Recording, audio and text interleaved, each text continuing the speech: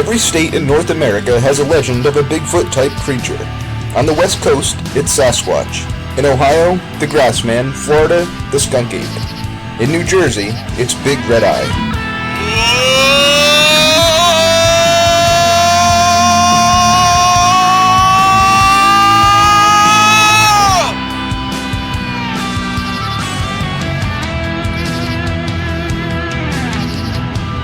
We're not about getting the highest ratings or most views.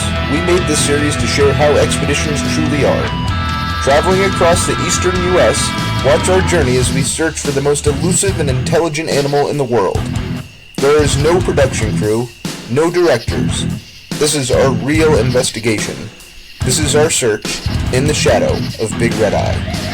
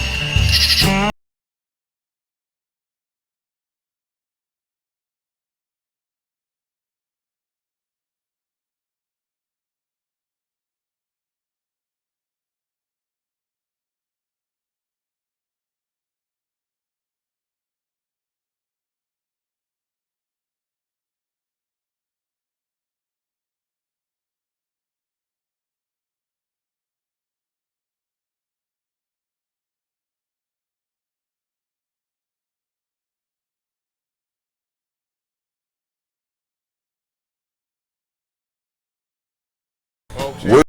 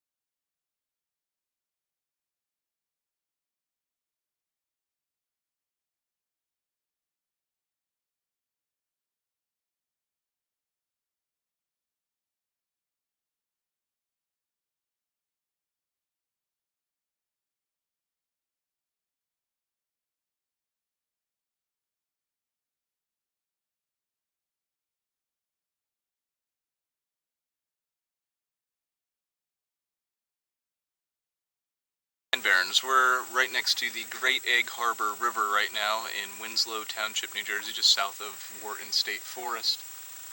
We were trying to get across the river. As you can see, there used to be a bridge here to the Blue Hole, which is right through there.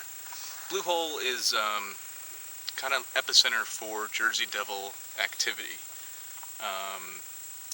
There's been countless sightings coming from this area right here.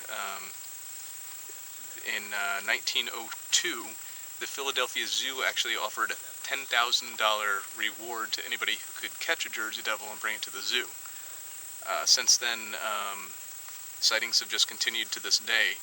Actually, Napoleon, his brother, had a sighting of the Jersey Devil. So that's kind of cool. So we were going to try to get over there and show you the Blue Hole, but that's not going to happen. So we're going to set up the trail cams now.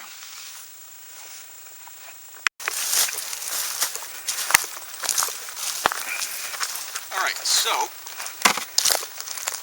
we hiked in not too far off the road here, but down this path trail that's unmarked, not used anymore. And what we're going to do is put the trail cameras out, and we're going to bait them with bagels. Doing all of them right here? All of them right. Wow, that smells good too. That rainbow one. You want the rainbow one? No.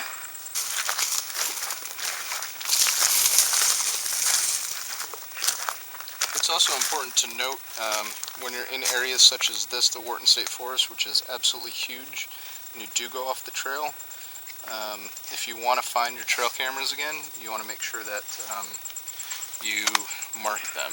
I'm going to GPS it on 2 different apps, so that way I can, there's no chance of me losing them. Last time I was down here, I almost lost one, so you want to make sure that doesn't happen. So if you have any sort of GPS signal, you want to make sure you put a mark. If not, then it's maps, and that gets kind of shady.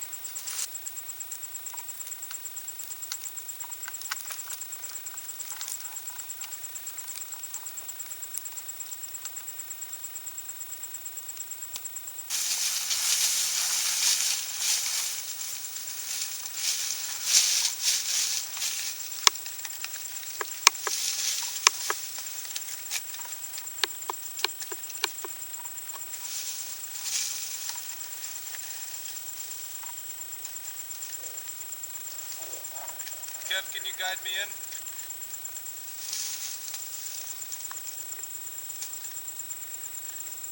Right here?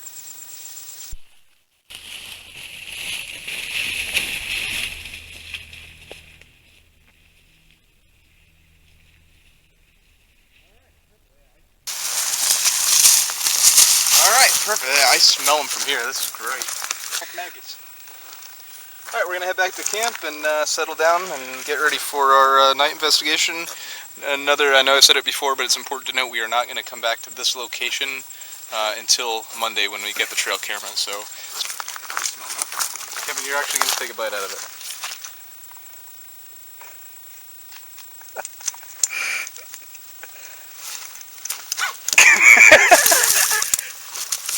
How old is it? So, down here in the Pine Barrens, they have pretty much the whole forest is just this sugar sand. It's a very acidic soil, which makes the Pine Barrens what it is,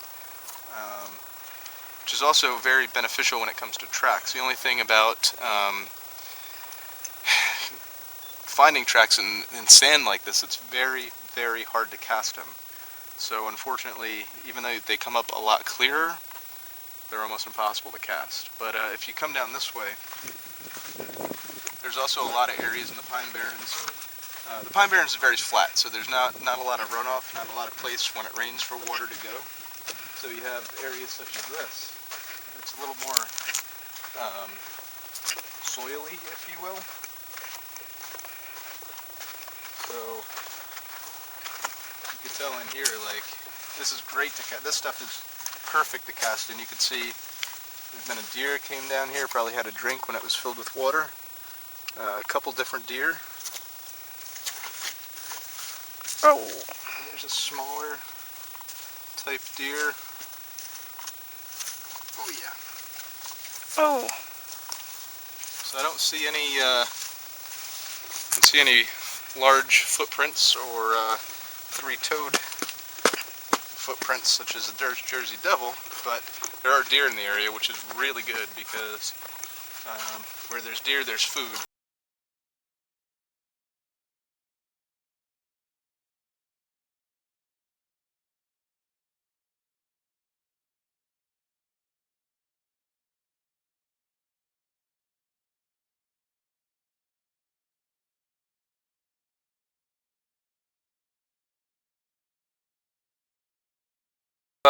On these trips, I always like to do some stuff that I like, and I like fishing. So one of the people attending the expedition was nice enough to let us borrow his little John boat, and we're out on Lake Atzine. It's absolutely beautiful. I'll show you the view. And so it's me and Ashley. We're out and we're fishing right now. And Ashley just caught this gigantic crappie. I'll put a picture up. That's the biggest crappie I've ever seen. So congratulations. Thank you. Oh! Oh yeah, baby. Giant Oh my pickerel. god. Giant pickerel. I don't know how I'm going to get that out of his mouth, but that's a Oh my giant god. pickerel. Now we got to be careful because these have teeth. Oh, came off. That was a nice fish. I'm liking this lake a little bit. This is good. Nice. On a plastic worm. Pickerel on a worm. That's awesome. Ancient the places that you've been, unknown but to you where you begin. Sweetwater River sneaks on by. Mysterious secret is your age.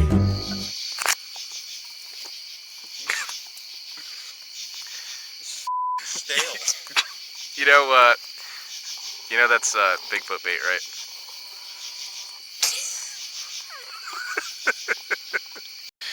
We're in the ghost town of Friendship, New Jersey, which is more of just ruins and foundations of old iron bogs.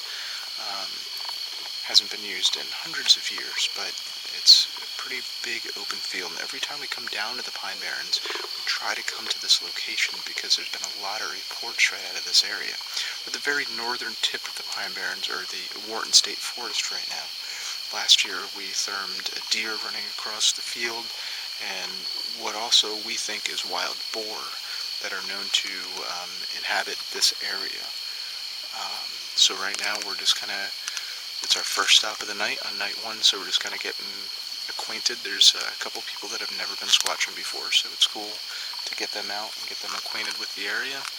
We may do a little walk down the trail, but right now we're just going to pretty much be quiet, sit and listen, and hope we find something. Hope we see something on therm anyway.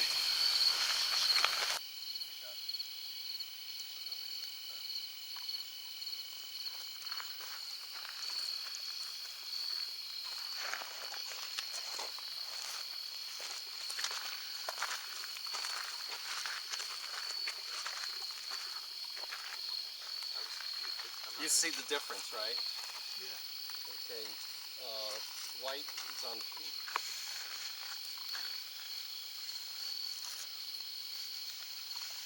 Now. Oh, there's something out there. Something out there. Ooh, something big right out there. Come. It's bright. It's bright. It's through the marsh. Look where I'm looking at. Not moving. In the middle of that bog, I'd say. Yeah. Before we light it up, Sean, you want to look? Ash, you want to look? Yeah, I want to look. Right here. Can I give you this? Too? Yep. And let's light it up. Where's that glass? Oh, Right here, Kev. Do you want them? Yeah. Okay, I'm gonna, Kevin, you light it up. I'm going to, yeah, it's going far away. Let's light it up now. Looks like it's way back over this way more. Move forward with that light. Okay.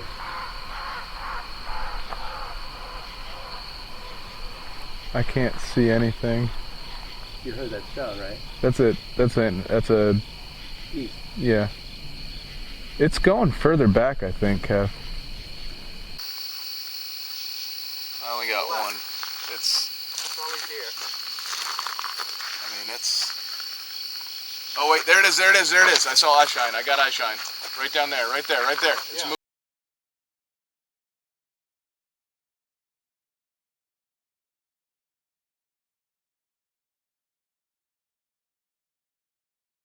There it is, there it is, there it is. I saw eye shine. I got eye shine. Right down there, right there, right there. It's moving. It's moving. Right here. It's right behind that bush right there. There it is. There it is. You see it? You see it? Yeah. Green eye shine. Green eye shine. Looks like deer. Looks like deer. It's moving just through the woods there. After viewing a large target on the thermal imager and seeing reflective eye shine, we concluded that the object in question was in fact a deer. We stayed in the ghost town of Friendship for another hour doing a knock and a howl, with the only reply being a barred owl, which is one of my favorite things to experience while out squatching.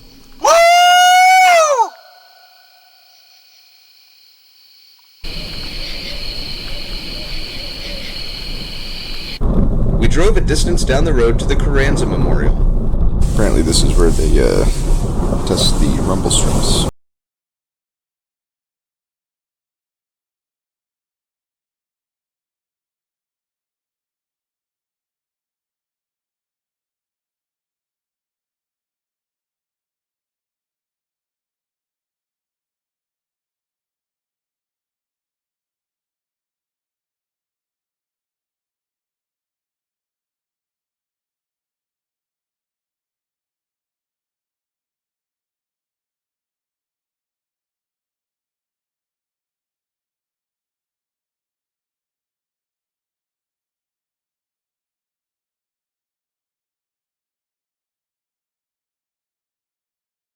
On this planet. While the barred owls were a welcome visitor to the expedition, not as soon as we got to the memorial, we got a visit from an unexpected guest, the New Jersey State Park Police. Hey, how's it going? Alright, can I help you guys? Oh no, we're just John's looking at the memorial. We're just driving around. We're camping down in that sign. Okay, yeah, you guys technically, you guys can get here driving all night, you're good. Okay. Memorial area is closed at night. Oh, is it? Okay. Yeah, signs out here saying it's closed up. Oh, is there? We just pulled up. Okay. Yeah, that's fine. All right. Sorry about that. Yeah, as long as you guys are driving all night, you guys are good. Okay. Cool. Okay. Thank you. That's scrubbed. What? He's gonna come back and. Oh yeah. Scrub that. Absolutely. Clothes dust hold on. So that was a park police? Yes. Oh, he blacked out. Did he? Oh no, he's going behind it. That's where we were gonna go hiking. Oh, he's checking, he's scoping. Yeah. Oh, he's got his big light on. Oh my god. Oh my god. So we're at a place now called Hampton Furnace Road, and it's a dead-end road in the middle of the state forest, and it goes down to an area, an old abandoned city, or town, if you will. And what's cool about this is the road ends. Unfortunately, we can't get any further because the road's pretty much washed out. Looks like a big sinkhole. But we're going to walk down to the end of it, probably about a mile or so, and there's an old abandoned railroad track that runs through there. It cuts pretty much the forest right in half, which is awesome, and I think that Bigfoots are smart like humans are, and they're going to take the path of least resistance, and if that means that there's an easy path for them, well, I would use it, so I think a Bigfoot would too. There's also been many reports coming from this area.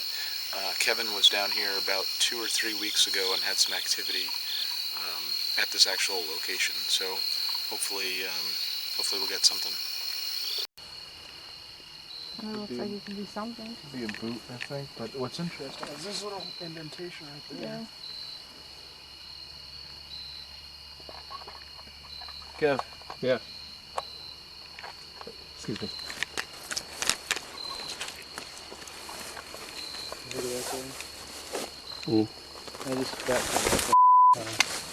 You okay? Okay. Alright. Yeah.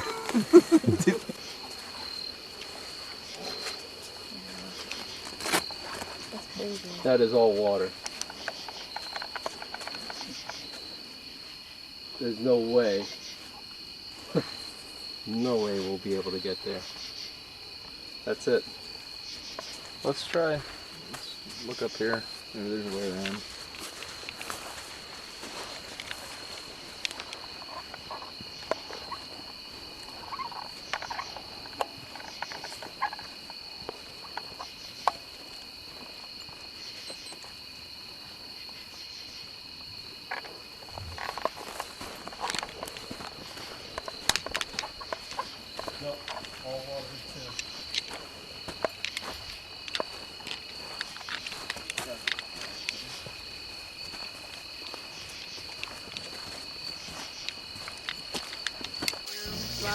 Due to some recent heavy rains, the ground was so saturated that it cooled to the point where the normally sandy ground turned into a still water bog, rendering it impossible to pass without getting soaked. Since we had a long day planned for tomorrow, we decided to head back to camp and call it a night. That takes care of that. Sure does. Can't predict nature.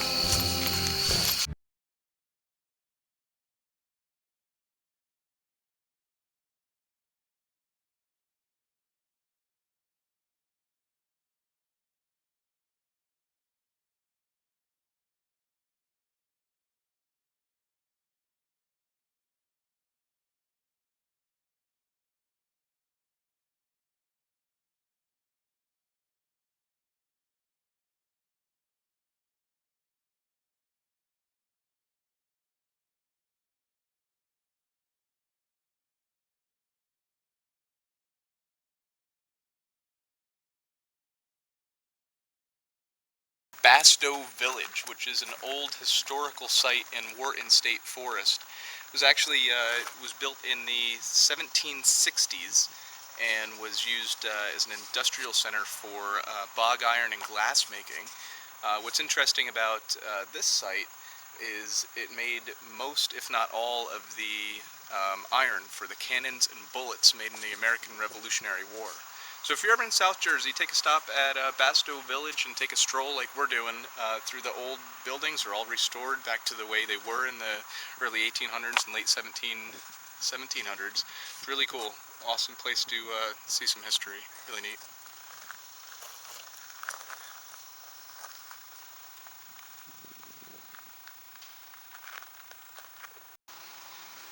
So here in Bastow Village, everything is restored back to the way it was in the late 1700s. We have, right over here, we have a vehicle that is really revolutionary from the time period. It's an 1801 classic, has a very streamlined design, very aerodynamic for the time, does not need horses, which is really an industrial revolution here. You can see this Bastow Village has so much amazing things that it's the first in the country for. It's really amazing.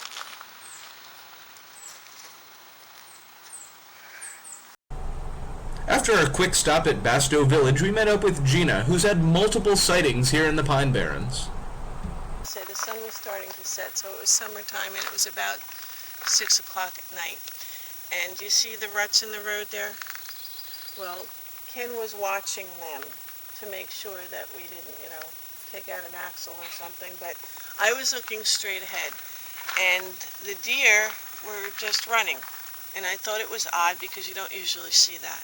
It was a herd of deer, and they were just running, and then just this thing, because I didn't know what it was. I honestly didn't know what it was. And as you can see, it just took a leap from one side over the road. From what I saw from where I was, it looked like it took just a flying leap over the road and landed on the other side. And as I explained before, all I saw was really the bulk of a shoulder, or I didn't know it was a shoulder, but it just tensed, and I saw that, and it was gone. How far away do you think you were from the deer and the creature? Not this first tree, maybe the second tree. So if I go up there, do you have the radio or whatever? If I go up there, you'd be able to kind of Yeah, if you walk, I'll stop you when it was about the distance. Mike, I want to say about right there. Right here? Yeah. All right, take a couple steps back, just a little bit. Let me see, judge. Yeah. Okay, there. You're there. It leaped over the road. It looked like it must have taken a leap even before the road, and it just sailed over the road after the deer, and it touched down on the other side. It was so fast, I didn't see much detail at all. The colors were a very bright blondish reddish type of color, and it was just way bigger than the deer.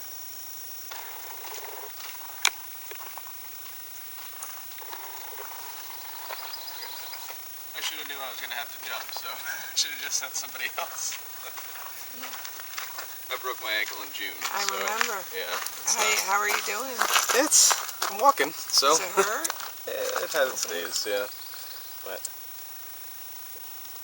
just one giant jump, it said it just kind of sailed. Yeah, no. Yeah, she's saying it just like sailed over the road. It looked to me like it was almost in the process of a leap. It must have taken it from that side and just kind of went right over the road and came down just as the other side, where you can tell with the pine needles where the other side would be. I don't know how he's going to do it without a running jump. But... Yeah, because you can't really run. That's too thick to... Well, actually, you got about 3/4 of the way. But this... It was on all fours. It was on all fours? And it had been running, and it was a deer run, so that might have been Can you get down on all fours? No. No. What do you mean? Like a dog. Yeah, kind of like a dog jumping across the road.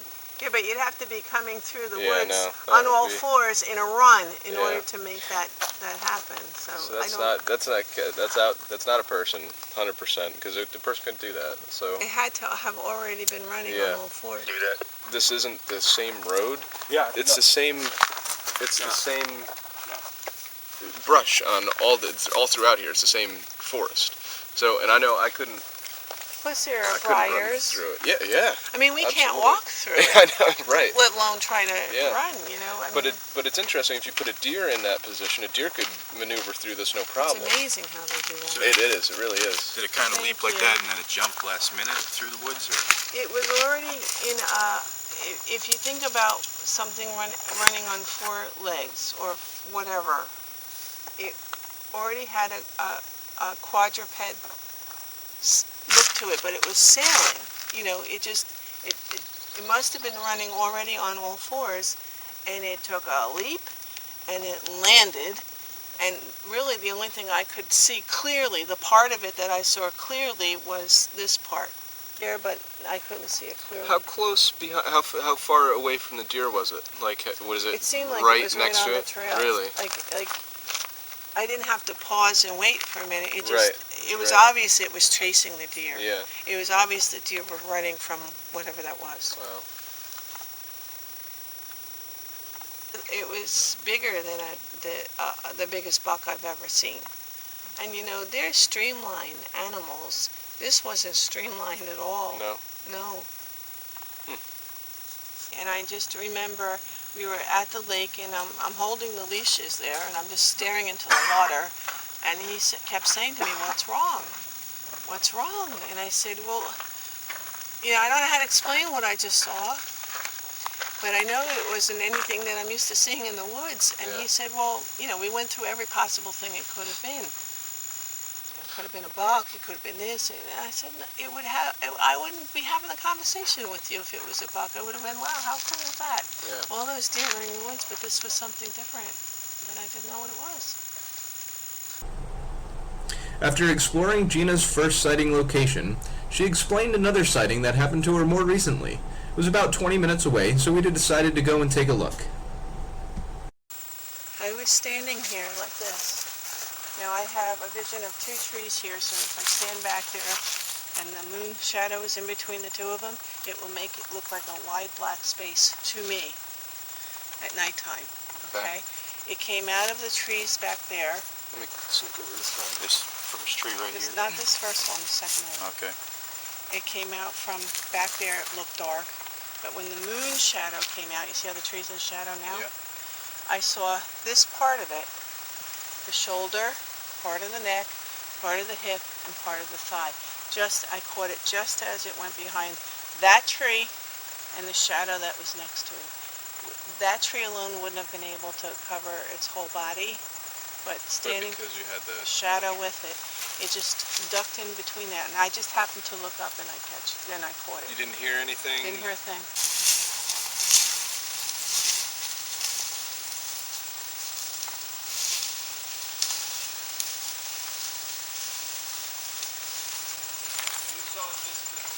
Look right up, the first branch right by you, yeah. This one? Yes.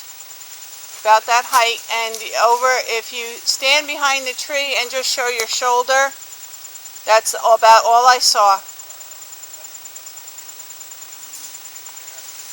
It's 20 feet right there. Yes. That's 20 feet. No, it can't be 20 feet. Not the top branch. No, 20 feet from Oh, where yeah. where we are to where Yeah. they're at.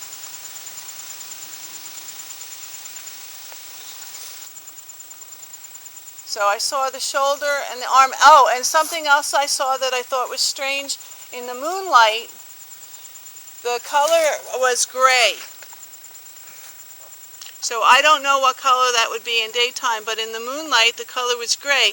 And something that I didn't expect was that the hair was all circular.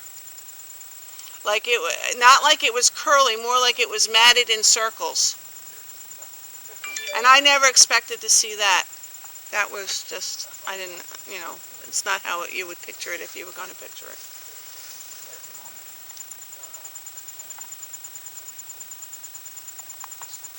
think from what I get from this is that this is just a random trail in the middle of the forest. And there's so many of these. There's how many hundreds of miles of these trails that go through this forest, and I just think that they could be anywhere. You know what I mean? I think that you were lucky. I is what it comes down to. Well, I thought, you know, if you tell your story and you've had more than one sighting, people are going to discredit it right away. Sure. Because the numbers, the odds of that happening are unusual. Yeah. But then I was reading an article that said it's not uncommon that people who have had more than one sighting may have multiple sightings, especially if you know what you're looking for. Yeah. You know, but that was just a freaky thing. Yeah. You know, it took me a long time to process that. I think that's part of the reason why I don't say things right away, is because I have to process it myself. You're a science teacher. You have to discredit everything else that it could be. Right. Makes sense. And when you've done that and you can't come up with anything. Yeah. Yeah. I guess you have to say, what was that? What did I just see? You know, kind of thing. Yeah. You know, it's shocking. After hiking around Gina's sightings locations, we worked up an appetite, but since we were on a tight schedule, we decided to stop at Hot Diggity Dogs, a must-stop place while in the Pine Barrens.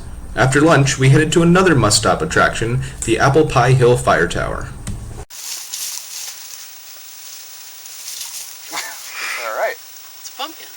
It just happens to be growing in the middle of the pine A squatcher placed it there.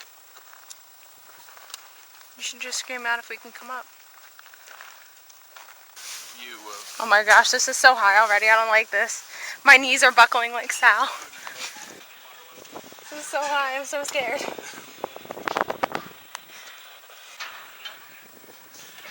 Atlantic City. We're at the top. Yeah.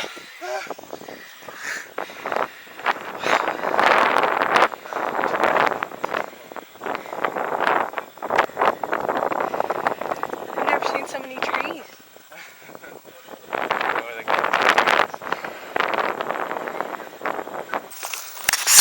Apple Pie Hill is a great place to visit if you're in the Pine Barrens. The only issue is recently there's been a lot of vandals that have thrown TVs from the top of the thing. They placed some disgusting items on the top of the fire tower. They broke in, destroyed hundreds of years worth of records from where everything is. So now they put up a gate, and you're only allowed to go up it if there's a fire tower worker there from the Forest Fire Service. So always call the state ahead of time if you plan to visit down here to make sure they're there. Otherwise you will get arrested if you do climb it and there's nobody up there. So heading back to camp now. Oh, what are you drinking? Martian poop. Huh. How's it taste? Out of this world. Come on. We're here with Eric Spinner, who's he's the head of NASBORO, which is North American Sasquatch Bigfoot Researchers Organization. Okay. And he lives down in this area. He lives just outside the Pine Barrens, or in the Pine Barrens, I guess. And he just goes out and looks for Bigfoot. He's had so many encounters and so many cool different finds, and he's brought some of them for us to see. So I see you have some cats here. Yes. So what are these? I think I was with you on a couple of these expeditions. So can you show us the different cats and explain like what they are and why you think they're Bigfoot? I'd be happy to. And I'll start with this one, Mike, because you weren't with me on this one. Another attendee on your expedition tonight, Gina, was with me. Okay. She actually called, and this was in March of 2010, that she contacted me and said she was out walking her dogs and she came across what she thought was a knuckle print on the trail. Right. And the cool thing about it is it's March 6th, I think. Yeah. Cold, rainy, like sleeting out. You wouldn't expect somebody to be jogging in that kind of weather, right? So I drove down with Heather. We got there about 3 hours later, and it was still, conditions weren't great. The track she found, the impression she found, she thought was a knuckle print. Turned out it was actually a footprint, but a deer had stepped in it and had compromised the heel portion of it. And then her dogs also kind of messed around with it a little bit. So we did wind up casting, and I said, while this is drying, let's take a walk in the opposite direction from where the track was heading. And I found another impression, but again, keep in mind that it was, you know, raining and sleeting. So I thought, you know what, it's interesting. I cast it, and you know, we wound up casting both of them. This is only about 12.5 inches and about, you know, 5.5 inches of the ball. It could theoretically be a human track print, but you don't really see the transverse arch on this. The depth was pretty good. And the substrate it was in was kind of gravelly and hard, you know, surface. So for it to be this deep of an impression was, you know, potential. And you can actually make out the toe impressions on this one. So that was an interesting find. And then we were on the expedition in 2015 in the Pine Barrens, right? In October. And you had called me down Saturday morning after Friday night was torrential rain. Right. This is right by the bridge, correct? By the bridge. Yep. On the creek where, you know, alongside a base camp. And actually I should start with this one because you called me down to show me an impression which turned out to be this monster, because it was apparent that an individual went down by the bridge, I guess to avoid detection by a passing motorist, and it looked like it went right down alongside and then real heavy imprint. Yeah, you can tell how deep it is. And it's really a deep, you know, impression. So while we were checking this one out, I was squatting down and there was a bush on my left, and I looked under the bush, there was another impression. I said, here's another one. Right. So this was the first one that we this is found. very, I mean, inconclusive if anything. You could tell with the weight of the cast and how deep it was, it actually sunk a little bit in the mud. So it kind of, any details that were there are probably not going to be there now. But this is a little better one that Eric found. And then right to my left was this impression, and I thought, wow, that's great, because I was going to do a track casting demo that afternoon. Yep. I said, hey, this is even better. We got real ones, you know. So we did a track casting demo, and that is on my YouTube page, of course. You can check that out. And then a couple of attendees went further downstream across the creek, and they found this like peninsula of dark black mud, and there was 18 impressions in that. And they were notably smaller than these guys. The juvenile tracks, we call them.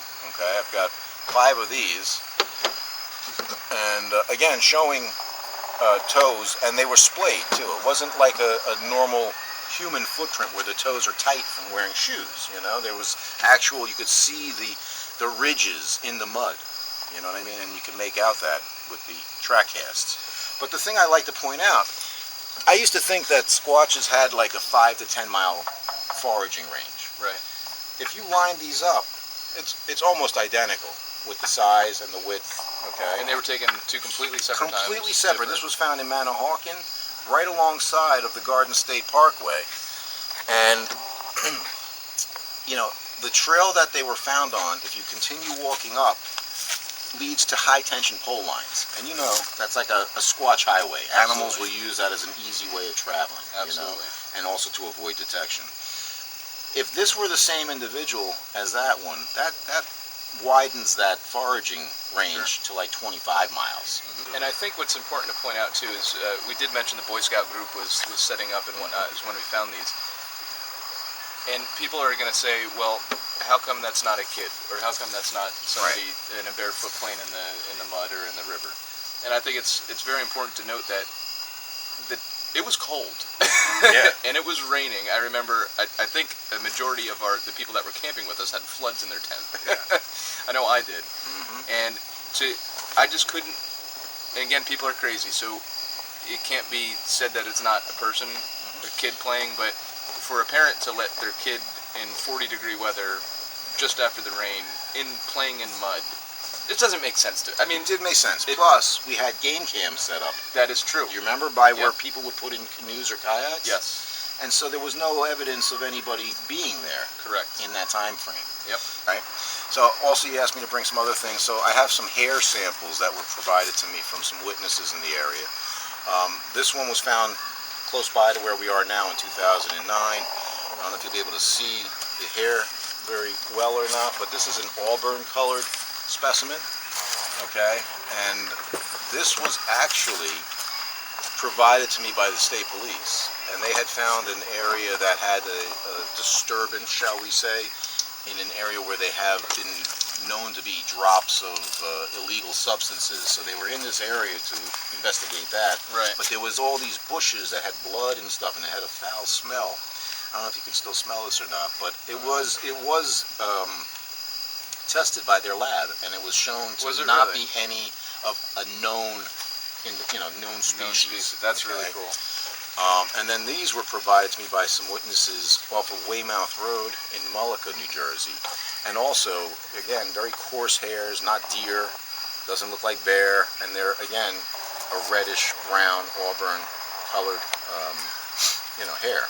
Well, hopefully tonight's going to be just as productive as some of your other nights out there. Yeah, well, and thank you for showing us everything, and thank you for coming out tonight. I appreciate it. My pleasure. And it'll be a good night tonight. Thanks for having me. Absolutely.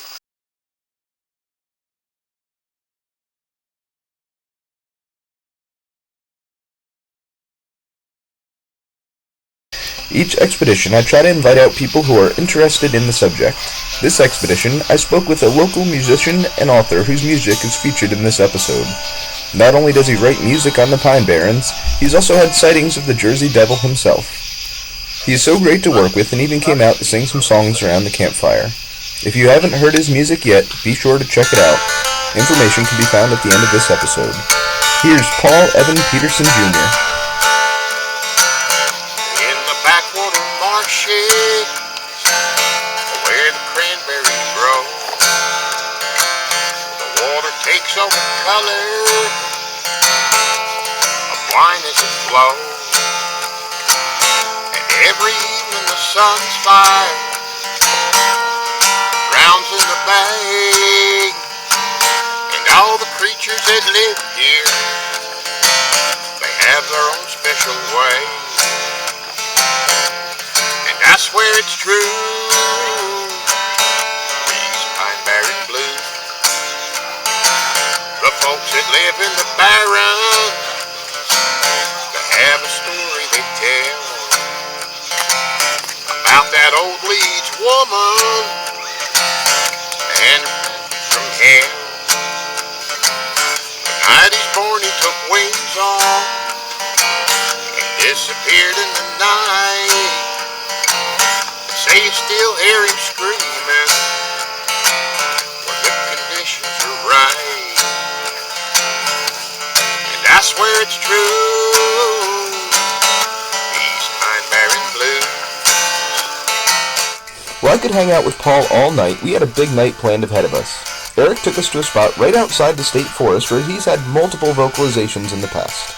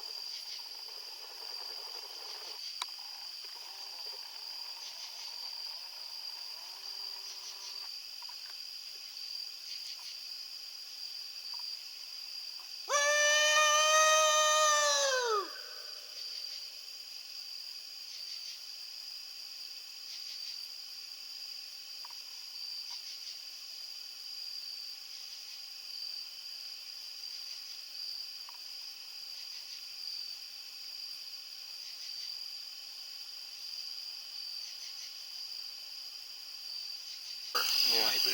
This is Eric's thermal imaging camera. It's big, but it's a fireman. Can't see anything. Yeah, but it's cool because, like, again, you can't see it, but it's not a monocular, so you can actually, your night vision doesn't get distorted with it, which is really cool. It's got a little strap. Is it heavy? Yeah. Oh, shit. Yeah. Gotta be a serious squat. Do some curls while you're walking.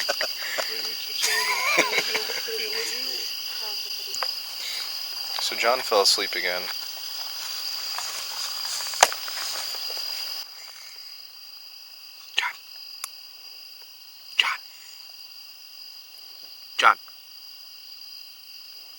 John. Tip him over. Just tip him over.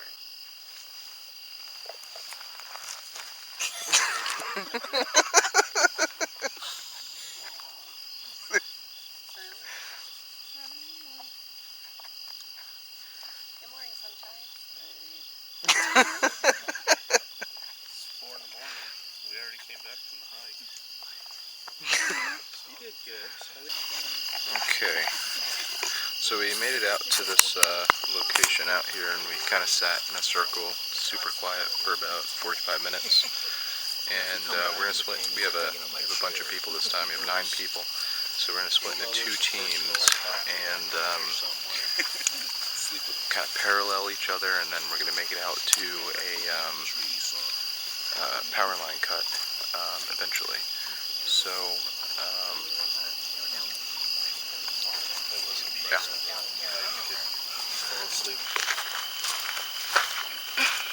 Alright, so we hiked about 3 miles from our cars. We're on the main road here, and Team Bravo, I can see their red headlamps now, and they're paralleling us, and they're just about to do a couple knocks, so let's listen.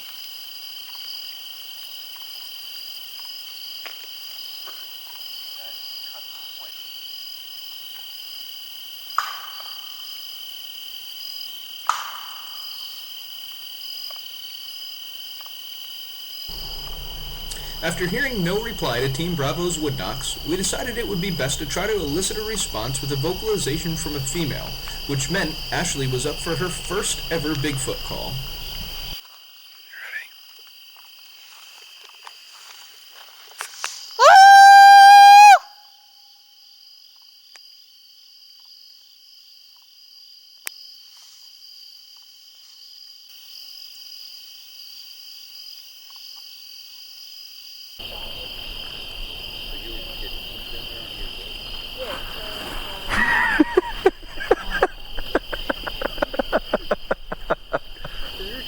Yes.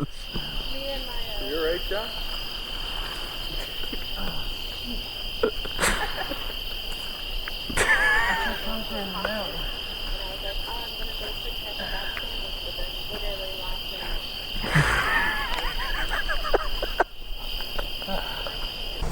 After about a 4-mile hike, my broken ankle, though somewhat healed, started causing me some pain, so we decided to hike back to our cars and hang out there and hope something would come in to check us out.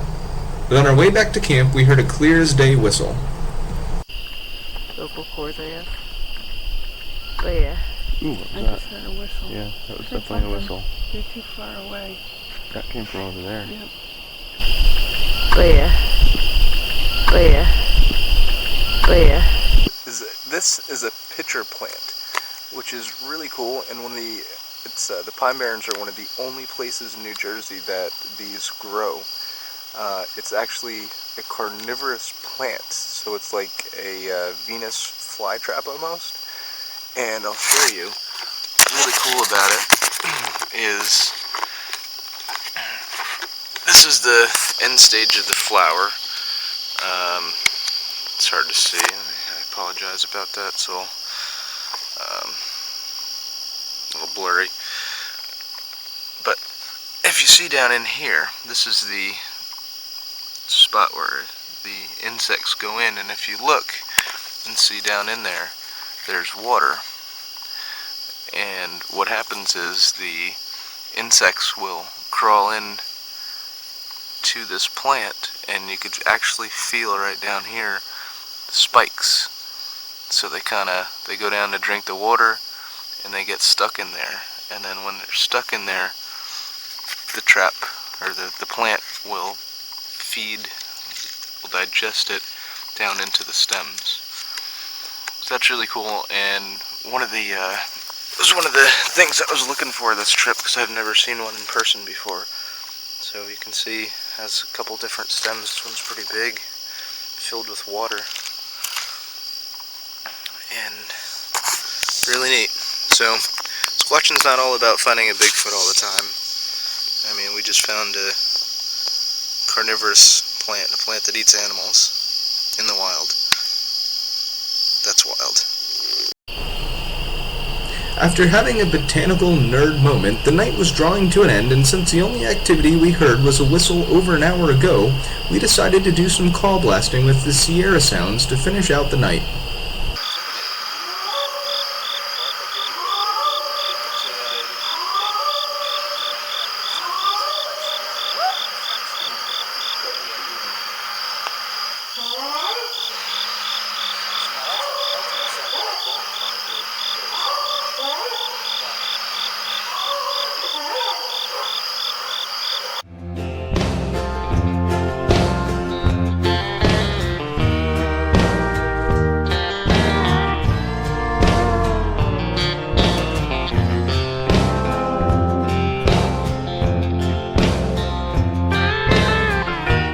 Our final day in the Pine Barrens came way too quick. Today we are meeting up with Eric and Heather again to go to a location where Eric had a road crossing sighting on March 18th, 2010. After that, we were going to try to get in some scouting for tonight, but of course rain is in the forecast. Can you guys stand a little closer? Yeah. There you go. Perfect. Turn her on. Is lighting good, Ashley? Sure. Yeah, you guys look good. Makeup, Heather! Alright, we're here with Eric and Heather, and we're at a sighting, or near a spot where they had their own road crossing. Your sighting happened about half a mile down the road, you said? Yes. And we can't go to that location right now. We're going to drive past it in a minute just because the safety factor, it's right on a busy road here, as you can tell. So tell me exactly what was going on. What happened? Where were we going? What was coming back from a research area in Chatsworth, and it kind of was getting, rainy and misty and cold. So we decided to cut the evening, short around 12:30, I would say.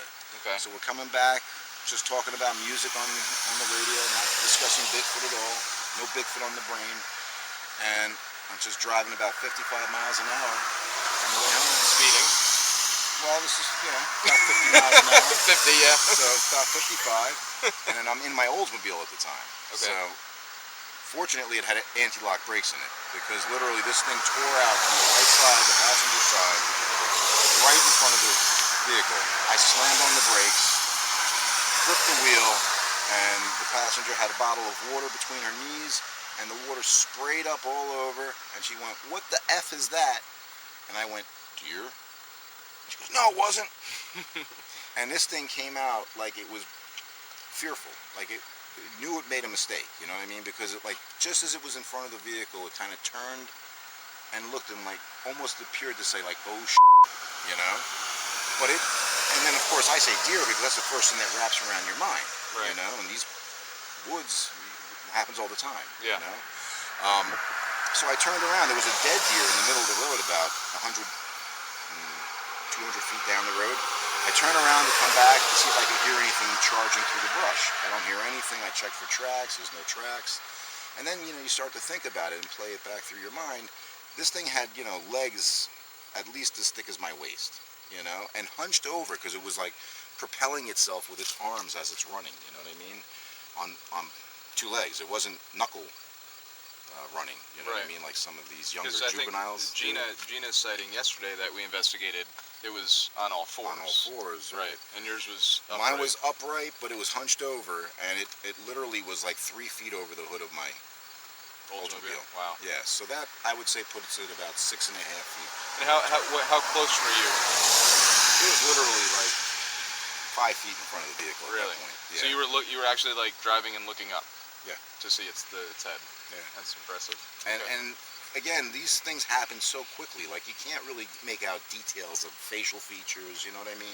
Right. I could see the hair flowing in the breeze as it's running, and I could tell it wasn't a deer because it didn't have a muzzle, it didn't have ears, pointy ears, didn't have a tail, and then you start to think wow, what did I just see? And I mean, you're not expecting it, and it came out of a trail which has a chain link fence on both sides. So it was actually coming out of a development. So I'm thinking maybe it was being an opportunist and either dumpster diving or eating some trying to get that deer, maybe. Maybe. That was dead. Or it was eating just food that's left out for animals. A lot of these people in these developments will feed the squirrels and the birds and things. But there is you know what pole I mean? lines. And that's the thing. The trail comes out on an angle, and the property that it crossed the road into to continue onto, actually would then, that angle would take him right into the high tension pole lines, which is, you know, as we discussed last night, a Squatch highway, you know?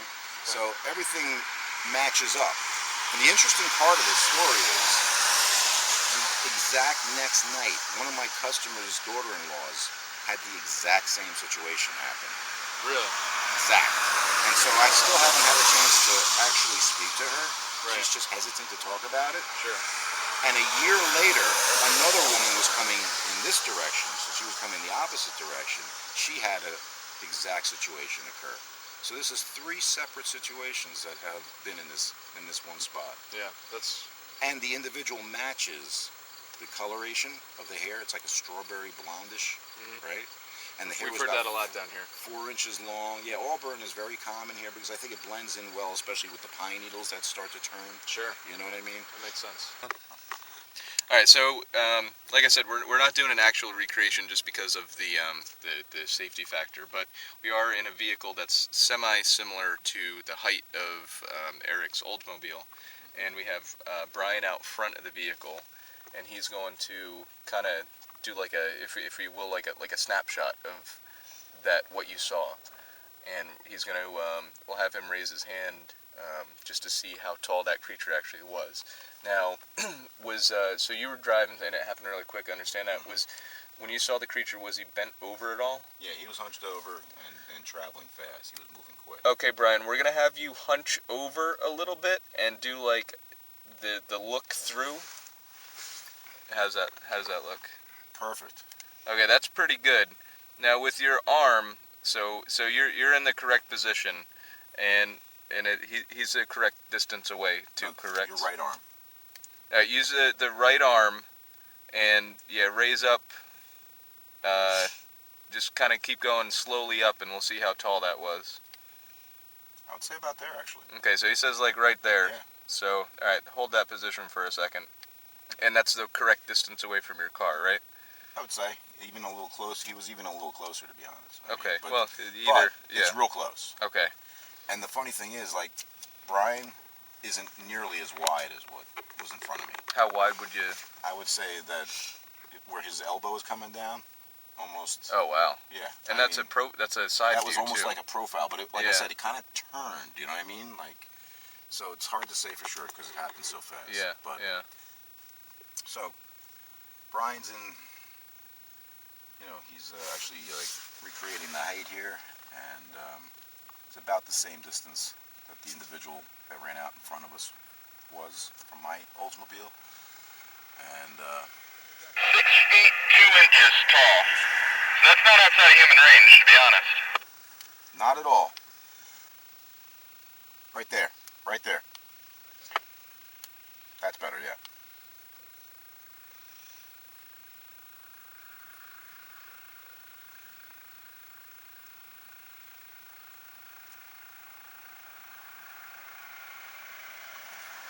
That's 3.5 feet wide. Well, it's hard to say because like limbs blur together at that. Right. You know what I mean? This thing, I'm telling you, it was booking out of the woods like it might have been scared by something. You know what I mean? Because it wasn't obviously thinking when it crossed out in front of me. Right. Right. And so I'm thinking it may have been a juvenile, but I can't say for sure because if it matches that individual's description from 2006, then it would have been an adult. Right. It didn't appear to be a female. I didn't know it, but again, it happened so fast. Right. Right. That you don't get the ability to have those details. Yeah. So. The speed limit sign is a Garden State sign. This is exactly where it happened, right here. So this is right where it came out, which is really interesting. So because it's so thick, I mean, pretty thick. You can see the chain link opening here on both sides, and it came tearing out of this development, which is on our right. Over. Copy that. So that's pretty cool.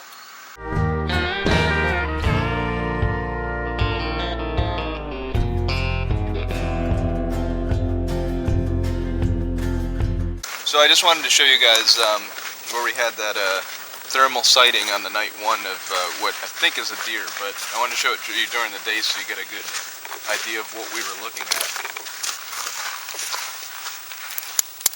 Do we need pliers? Plastic. Fisher Price. Plastic. No, this is official Craftsman. High quality right there. You know, they have a lifelong warranty, so I wonder if you. Did you make a go? Oh. Can we send these in? You think? Will they replace them?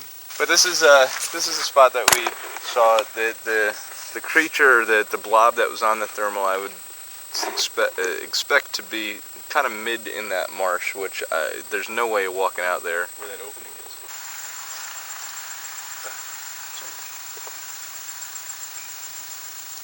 What are you drinking? Pimple Pop. How's it taste? It's popping. Before the rain moved in, we decided to go to a location that has yielded numerous footprints in the past, the Wading River. We split into 2 teams and walked opposite the flow of the river. About 2 miles up, we found something interesting. Kind of almost like this, actually. Yeah, that's toes right there. You see that? You see the toes? There's toes, there's toes, there's toes. Clear toes in all these. Look at that small, oh, that was probably the mud, but you see, this is exactly what happened last time. Be careful not to step in it, okay?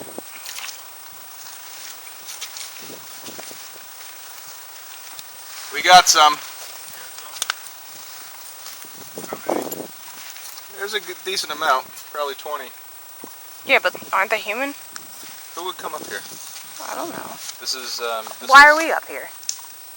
Who would walk in the mud and barefoot like this? That's the thing. You know, probably someone. Well, we're gonna take some pictures of them and figure it out. It's squishy.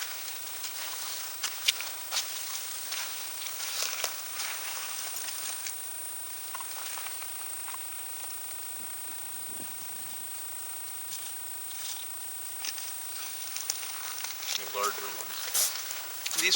The size of these tracks down here are very consistent with what we have found in the past. They're not big tracks. They're 7, 8, 9 inches long, which would lead me to believe that it's either a child or a Bigfoot. So, or a child Bigfoot. So we just don't know. We're gonna see if there's any more upriver a little bit more. This is a big canoe and kayak river. However, not here. Down where we first entered this river, that's where they launch. Up here, you could tell, even up further, it's very shallow. They can't get a canoe here. A lot of sighting reports happen right here in this area, within a mile. 3 years ago, I think it was 3 years ago, we were hiking on the opposite side of the river where the other team is, and right in that area there, you see it's very discolored. It's kind of it's very, the soil is not soft, it's solid mud. We were hiking and one of the people that I was hiking with, he was just walking, I was walking right next to him, and all I hear is floop, and he was up to his chest in mud. He actually fell into the mud up to his chest, and I was thankful I was there because we ended up having to pull him out, and I think he lost a boot, so that could have been very bad, especially if he was solo hiking. So if you do go out solo hiking in any of these kind of very muddy areas, be very diligent to where you step, because you never know what could be underneath you. It could be nothing.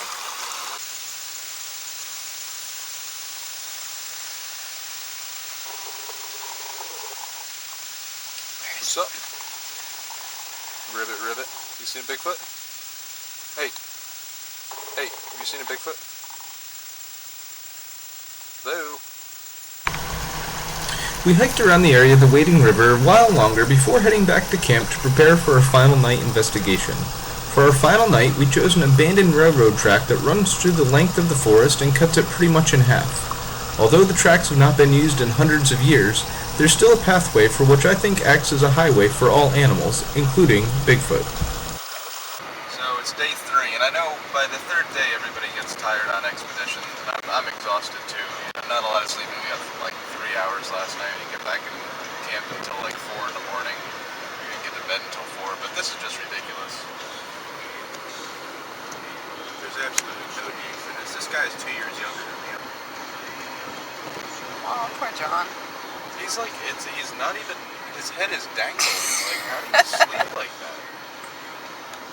And he actually like passes out. He does, and he's out too. Like, this is now what, too bad I don't know, fourth or fifth time that he's fallen asleep.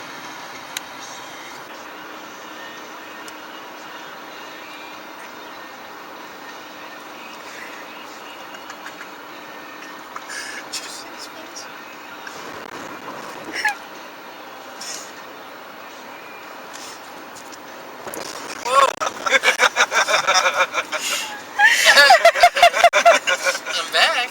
Good at it. Oh my god!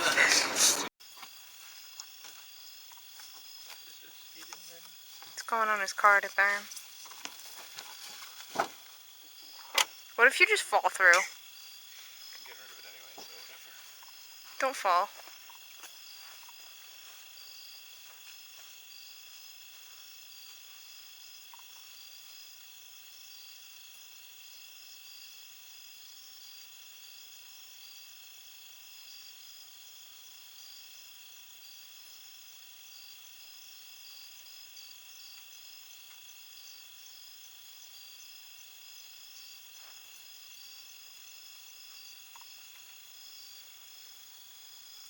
I like this music.